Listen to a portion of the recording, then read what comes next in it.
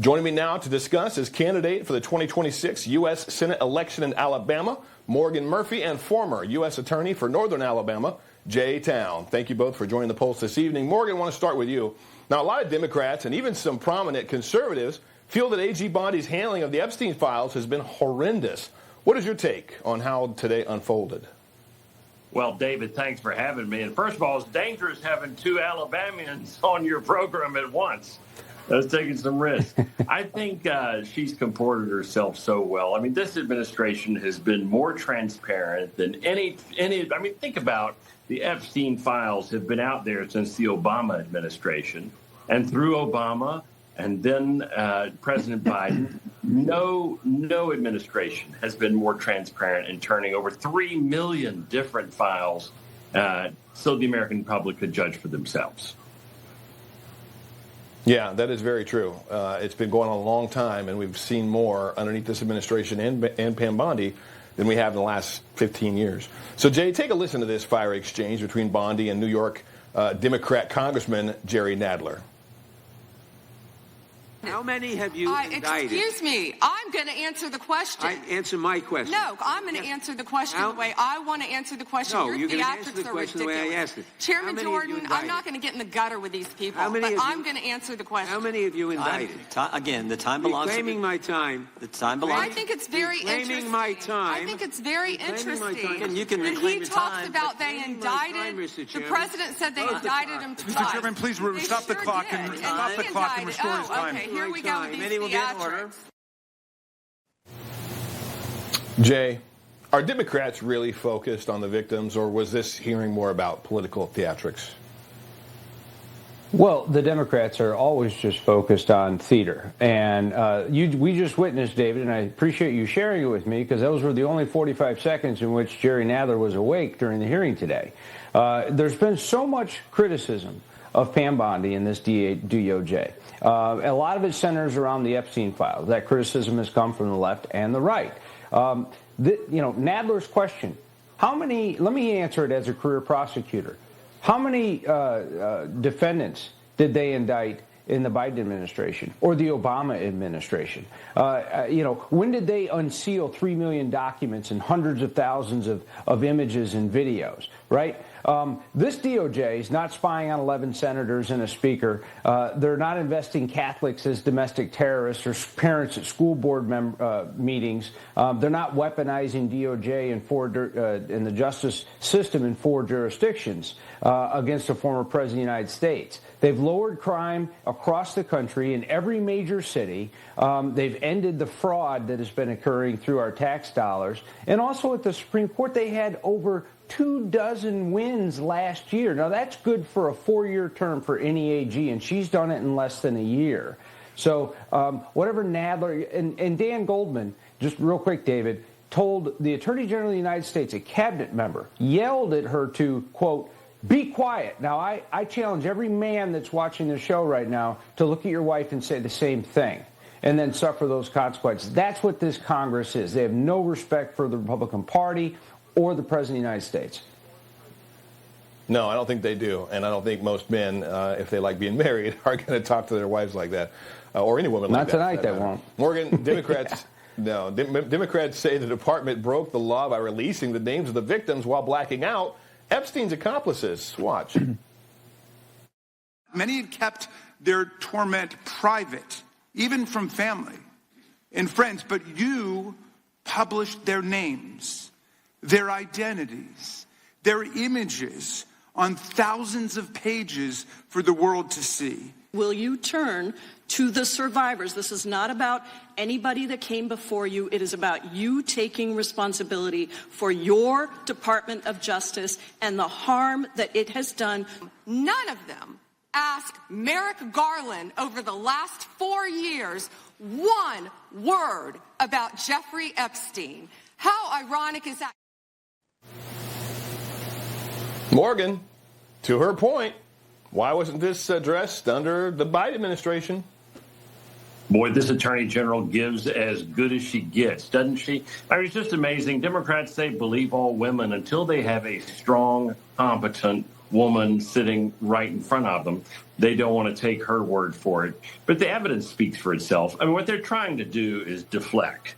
The evidence is full. I mean, these files are full of Bill Clinton and other high-powered Democrats, and they just don't want the attention on them. You know, it's theater, as was said earlier. It's theater, but it's also gaslighting in the worst possible way. And the victims really, what a tragedy to see these victims today and to see them used as pawns. But we hope that there is justice, and I think it's good that this attention is on Epstein, and I think this administration is to be lauded for being so transparent and seeking justice for those victims. Yeah, it's interesting that they don't want to believe women, and that's when they can actually define what a woman is. Jay, in another standout moment, Representative Becca Balint of Vermont walked out after a heated exchange with Bondi. It sparked when Bondi challenged Balint on her own voting record related to anti-Semitism during questioning on the Epstein files. I want to get your reaction. Watch. With this anti-Semitic culture right now, she voted against a resolution condemning. Oh, is Jewish. I just want to be clear. Do you want to go there, Attorney General? Or do you want to go there? Are you serious? Talking about anti-Semitism to a woman who lost her grandfather in the Holocaust? Really? The committee will be in order. Talk to Jared Wise about anti-Semitism. The ranking member knows that. Man, just completely unhinged. Completely unhinged. Jay, what are your thoughts? Well, it's true. I mean, think about this. This is a fact that was just admitted on national television today. In a hearing in the United States Congress. A woman whose grandfather died at the hands of the Germans because he was Jewish in the Holocaust, voted against a resolution calling for an end to anti-Semitism in the United States, primarily on college campuses. Now, look, yeah, really, we do want to go there. How far have you fallen from the grace of your grandfather? That would be something that wouldn't be a layup in your mind, in anyone's mind, to want to condemn anti-Semitism. So Pam was right to do it. She had the receipts on every one of the liberal Democrats that are on that committee, and she brought them when they dared question her integrity in any kind of way. So. Look, I didn't enjoy the hearing today. I didn't think that I thought it was beneath many of the members. I want to see order, and I want answers to real questions, and I want real questions. But these aren't serious people on the left. It's all performative. Yeah, it seems very performative, very bloated performance, really piss poor performance at that. Morgan, take a look at this exchange between Bondi and Representative Thomas Massie of Kentucky. You're acting like everybody's trying to cover up Wexner's name. Within 40 minutes, Wexner's name was added back. Within 40 minutes of me catching you red-handed. There was one redaction out of he's over listed as a co-conspirator. And we invited you in. This guy has Trump derangement syndrome. He needs to get. You're a failed politician. Thomas Massie. I think even President Trump said he has Trump derangement syndrome. What are your guys' thoughts on old Well, he's been in a blood feud with President Trump since 2020. So, I mean, that part is undisputed. And he didn't deny it in that exchange. As we were saying earlier, so much of this is performative. And I just wish Congress would get back to doing its job. I mean, I'm happy that this Congress, for the first time in 19 years, is the first Congress to pass all 12 appropriation bills in regular order and get away from this kind of theater. But whenever anyone famous comes into Congress, either both House and the Senate, it seems like our elected lawmakers are just interested in getting airtime on television, so they say the most ridiculous things. And I think Massie was a prime example of that today. Yeah, it sure seems like he was, and it's kind of interesting. He's an interesting character. I don't know him personally, but very interesting. Jay, I already asked Morgan, but how do you feel the DOJ's handled the Epstein files overall?